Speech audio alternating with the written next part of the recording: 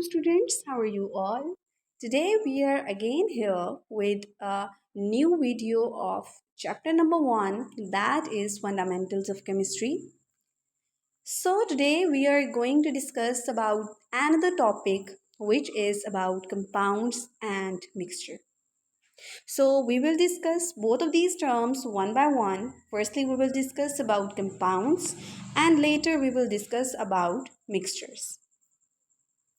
So students, first of all, we will define that what is the compound basically. Students, compound is a substance which is made up of two or more elements chemically combined together in a fixed ratio by mass. तो basically आपने इस definition में जिन points को mind में रखना है वो red colour से रिप्रेजेंट किए हुए हैं यहाँ पर. First thing that you have to remember is that compound is a substance. Compound क्या है? एक सब्सटेंस है. अब वो सब्सटेंस की कॉम्पोजिशन क्या है? क्या वो सेम एलिमेंट से मिलकर बना होगा या वो डिफरेंट एलिमेंट से मिलकर बना होगा? तो आपको जो चीज़ माइंड में रखनी है वो क्या है? That compound is always made up of different elements. So it is made up of two or more elements which are chemically combined, यानी कि उनके कॉम्बिनेशन उनका कॉम्बिनेशन फिजिकल है या केमिकल है. तो वो आप लोगों को क्लियरली यहाँ पर दिख रहा है कि उनका जो कॉम्बिनेशन है वो क्या है? केमिकल है. So first thing that compound is a substance which is made up of two or more elements chemically combined together in a fixed ratio by mass. पहली बात कि वो सब्सटेंस है, डिफरेंट एलिमेंट से मिलकर बना हुआ है, चाहे वो टू है या टू से ज़्यादा एलिमेंट्स हैं, और वो एक दूसरे के साथ केमिकली कंबाइंड हैं और उनकी जो रेशो है वो हमेशा फिक्स्ड होगी by mass. Water is a compound अगर डिस्कस करें तो वाटर में फिक्स्ड रेशो है कि टू ही हाइड्रोजन के एटम्स हैं और एक ही ऑक्सीजन का एटम है. इससे अगर हम वेरी करेंगे तो वो कोई और कंपाउंड होगा, हम उसको वाटर नहीं कहेंगे. तो बेसिकली इस लाइन का ये मतलब था that elements of compound are chemically combined together in a fixed ratio by mass. Here you can see two atoms of hydrogen, or you can rather say that it is a molecule of hydrogen. When it will be combined with one atom of oxygen, what will be the product? It will be water. So here you can see clearly that compound is a substance which is made up of two or more elements chemically combined together in a fixed ratio by mass. यही बात अब example में मैंने आप लोगों को clear की कि जब हम बात करते हैं कंपाउंड की तो हमेशा जो उनमें कॉम्बिनेशन होगा वो केमिकल होगा. कभी भी कंपाउंड फिज़िकल कॉम्बिनेशन से नहीं बनता. अगर हम फिज़िकल कॉम्बिनेशन की बात करें तो अगर हम सिंपली वाटर के अंदर शुगर को मिक्स कर देंगे, that is simple mixing up, उससे कंपाउंड नहीं बनता. शुगर की कॉम्पोजिशन चेंज नहीं होगी, ना ही जहाँ पर वाटर की कॉम्पोजिशन चेंज हो रही है. ठीक है, जब एक केमिकल चेंज अगर होगा तब हम कहेंगे कि केमिकल कॉम्बिनेशन है. जब हम कंपाउंड की फॉर्मेशन की बात करें जहाँ पर हाइड्रोजन की जो स्टेट है वो क्या है? That hydrogen is basically a gas. Oxygen क्या है? ऑक्सीजन भी गैसीय स्टेट में मौजूद है. लेकिन जब हम वाटर की बात करते हैं तो वाटर की स्टेट में है, लिक्विड स्टेट में है. तो यहाँ पर आपको क्लियरली पता चल रहा है कि जहाँ पर एक केमिकल कॉम्बिनेशन हुआ है जिसकी वजह से एक कंपाउंड की फॉर्मेशन हुई है. एक और पॉइंट जो आपको नोट करना है वो क्या है कि यहाँ पर हाइड्रोजन की रेशो कितनी है? 2, यानी कि 2 एटम्स हैं, और ऑक्सीजन की रेशो 1 है. ठीक है, यानी कि 1 एटम है ऑक्सीजन का, 2 एटम्स हैं हाइड्रोजन के, तभी यहाँ पर वाटर की फॉर्मेशन हो रही है. लेकिन अगर यहाँ पर मैं ऑक्सीजन की रेशो को डबल कर दूँगी, 2 ऑक्सीजन एंड 2 हाइड्रोजन, तो यहाँ पर जो कंपाउंड बनेगा वो वाटर नहीं होगा बल्कि वो हाइड्रोजन पर ऑक्साइड होगा. सो यहाँ पर आप लोगों को क्लियरली पता चल गया about compound, definition of compound. As a result of this combination, जब कॉम्बिनेशन होता है तो एलिमेंट्स अपनी जो प्रॉपर्टीज़ होती हैं, जो हर एक एलिमेंट की प्रॉपर्टीज़ होती हैं, वो हर एलिमेंट अपनी प्रॉपर्टीज़ को लूज़ कर देता है और एक इंटायरली डिफरेंट सब्सटेंस बनता है, जैसा कि हर एक केमिकल चेंज में होता है। हमने अभी डेफिनेशन में डिस्कस किया कि कंपाउंड्स हमेशा केमिकल कॉम्बिनेशन से बनते हैं, तो ये बात तो हम लोग ऑलरेडी अपनी प्रीवियस क्लासेस में पढ़ चुके हैं कि केमिकल कॉम्बिनेशन से जो भी चीज़ बनती है वो हमेशा एक इंटायरली डिफरेंट सब्सटेंस होता है और उसकी प्रॉपर्टीज़ रिएक्टेंट्स की, यानी कि जो दोनों चीज़ें मिलकर एक नया सब्सटेंस बना रही हैं, उन दोनों की प्रॉपर्टीज़ एक दूसरे से वेरी करेंगी। जैसे हम लोगों ने अभी प्रीवियस एग्जांपल में डिस्कस किया कि हाइड्रोजन गैसीय स्टेट में था, ऑक्सीजन गैसीय स्टेट में था, लेकिन जो वाटर बना है वो है लिक्विड स्टेट। तो स्टूडेंट्स, कंपाउंड की एक और प्रॉपर्टी को डिस्कस कर लेते हैं कि हम कंपाउंड्स को ब्रेक डाउन नहीं कर सकते उसके कॉन्स्टिट्यूएंट्स में by simple physical methods like filtration and distillation etc. हम केमिकल मीन्स से ही कंपाउंड्स को सेपरेट कर सकते हैं। For example, water break down हो सकता है उसके कंपोनेंट्स में by a process which is known as electrolysis. For example, carbon dioxide है, it is made up of elements of carbon and oxygen combined chemically in a fixed ratio of 12:32 or 3:8 by mass. By mass की term आपको यहाँ पर समझ आ गई है। Mess का मतलब यहाँ पर इनका एटॉमिक। स्टूडेंट्स, अगर हम बात करें यहाँ पर 12:32 का मतलब क्या है? कार्बन कितना उसका एटॉमिक मास है? 12। अब यहाँ पर ये जो एटॉमिक मास है 32 आपको शो हो रहा है, वो O2 का है। सिंगल ऑक्सीजन जो होती है उसका जो एटॉमिक मास है वो कितना है? 16। तो जब हम 2 एटम्स की बात करेंगे तो उसका एटॉमिक मास कितना आ जाएगा? 32। तो यहाँ पर by mass, fix ratio by mass की समझ आ गई। साथ में ही इन्होंने लिखा हुआ है एटॉमिक मास 3:8। तो जब हम इसको डिवाइड करेंगे बाय 4 तो हमारे पास क्या आ जाएगा? 3:8। तो आप दोनों वेज में लिख सकते हो कि कार्बन डाइऑक्साइड 3:8 में जब कार्बन और ऑक्सीजन कंबाइन होते हैं तो तब बनती है।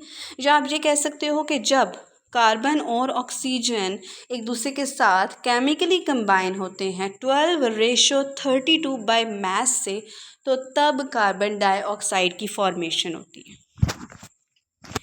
एक और एग्जांपल, वाटर की बात करें तो वाटर हाइड्रोजन और ऑक्सीजन की फिक्स रेशो ऑफ 1:8 से बनता है। अब यहाँ पर भी अगर हम लोग देख लें 2 रेशो है हाइड्रोजन के 2 एटम्स की, ठीक है। एटॉमिक मास है 1 हाइड्रोजन के एक एटम का, 2 हाइड्रोजन एटम्स हैं, तो यहाँ पर एटॉमिक मास कितना आ गया? 2। और यहाँ पर हम 16 बात करें तो ऑक्सीजन के एक एटम का एटॉमिक मास क्या है? 16। तो यहाँ पर 1:8 कैसे आई? सिंप्लीफाई किया, डिवाइडेड बाय 2 करेंगे तो 1:8 आ जाएगी हमारे पास। अब हम बात करते हैं कंपाउंड्स की, टाइप्स की। तो basically different types of compounds हैं जो हम लोग स्टडी करेंगे on the basis of the bonding. 2 तरह के कंपाउंड्स हम लोग डिस्कस करेंगे, ionic compound and covalent compound. अब सबसे पहले हम बात करते हैं आयोनिक कंपाउंड की। आयोनिक कंपाउंड कभी भी इंडिपेंडेंट मॉलिक्यूलर फॉर्म में एग्जिस्ट नहीं करता। एक आयोनिक बॉन्ड तब बनता है जब एक एटम या तो इलेक्ट्रॉन को लूज करेगा या फिर वो गेन करेगा। ये बात हम लोगों ने अपनी वैलेंसी के टॉपिक में पढ़ी थी, आप उस वीडियो को पहले देख लीजिए। अगर आपको यहाँ से समझ नहीं आती तो kindly check my video on the topic of valency. आपको आयोनिक कंपाउंड और कोवेलेंट कंपाउंड का कॉन्सेप्ट समझ में आ जाएगा।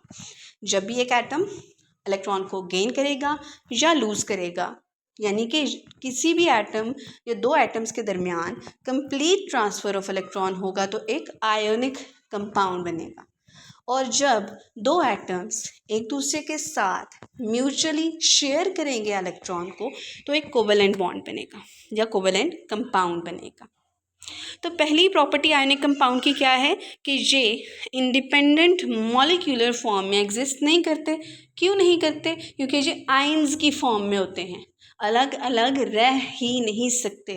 मॉलिक्यूल अलग रह सकता है क्योंकि वो स्टेबल है, लेकिन आयोनिक कंपाउंड्स जो होते हैं वो अलग अलग नहीं रह सकते क्योंकि वो आयंस की फॉर्म में और वो अनस्टेबल होते हैं, इस वजह से वो मॉलिक्यूलर फॉर्म में एग्जिस्ट नहीं कर सकते। और ये हमेशा इनका स्ट्रक्चर कैसा होता है? 3 डायमेंशनल स्ट्रक्चर होता है और एक क्रिस्टल की फॉर्म में होता है जो कि ऑपोजिटली चार्ज आयंस होते हैं उसके सराउंडिंग। अगर हम बात करें सोडियम और क्लोरीन की, तो सोडियम के ऊपर होगा प्लस चार्ज, क्लोरीन के ऊपर होगा माइनस चार्ज। तो ये एक पूरे क्रिस्टल लैटिस में, फॉर एग्जांपल हम सोडियम की बात करें तो सोडियम के around particular number of chloride ions होंगे, ठीक है। तो अपोजिटली चार्ज आयंस होंगे ना, यहाँ पर सोडियम के ऊपर प्लस चार्ज है, क्लोरीन के ऊपर नेगेटिव चार्ज है, तो सोडियम को क्लोरीन ने घेर कर रखा हुआ होगा और इस तरह से वो एक क्रिस्टल बना लेंगे, क्रिस्टल लैटिस बना लेंगे एक 3 डायमेंशनल फॉर्म में, जो कि आपको सामने स्क्रीन पर नज़र आ रही है। उसके बाद ये जो ऑपोजिटली चार्ज आयंस होते हैं, बेसिकली एक बॉन्ड तो तभी बनता है ना जब दो चीज़ें एक दूसरे को अट्रैक्ट करती हैं, उनके दरमियान कोई फोर्स ऑफ अट्रैक्शन होती है। तो इनके दरमियान जो फोर्स ऑफ अट्रैक्शन होती है वो बहुत स्ट्रॉन्ग होती है। जब उनके दरमियान फोर्स ऑफ अट्रैक्शन बहुत स्ट्रॉन्ग होती है तो उनको तोड़ना बहुत मुश्किल होता है। फॉर एग्ज़ाम्पल, अगर एक कॉमन एग्जाम्पल लें, if you and your friend have a strong bond between you both, तो आप दोनों के दरमियान कोई भी थर्ड पर्सन आकर कोई भी लड़ाई नहीं करवा सकेगा क्योंकि आपकी बॉन्डिंग बहुत स्ट्रॉन्ग है, आपकी फ्रेंडशिप बहुत स्ट्रॉन्ग है, ठीक है। अगर उसको आपकी फ्रेंडशिप को तोड़ना है, आपके दरमियान के बॉन्ड को तोड़ना है, तो उसको बहुत पावर लगानी पड़ेगी, बहुत फोर्स लगानी पड़ेगी। आयोनिक कंपाउंड में भी जो आयंस होते हैं उनके दरमियान फोर्स ऑफ अट्रैक्शन बहुत स्ट्रॉन्ग होती है, जिसकी वजह से उनका हाई मेल्टिंग और बॉइलिंग पॉइंट होता है। इन कंपाउंड्स को रिप्रेजेंट करने के लिए हम एक टर्मिनोलॉजी यूज़ करते हैं, वो होती है formula units. For example, sodium chloride ionic compound है, potassium bromide it is also an ionic compound, as well as copper sulfate CuSO4 is another example of ionic compound.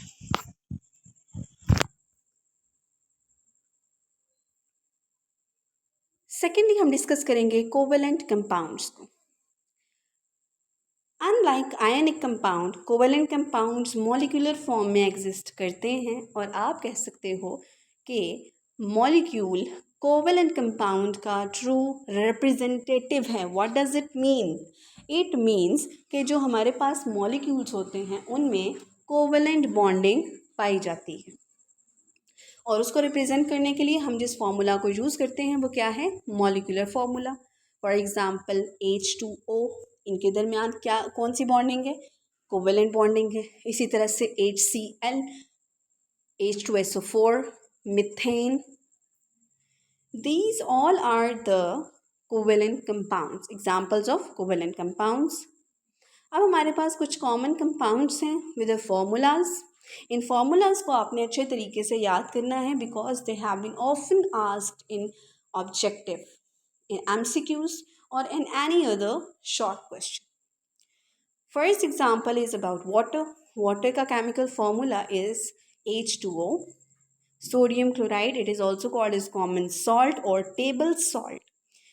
NaCl, sodium और chlorine से मिलकर बना हुआ है।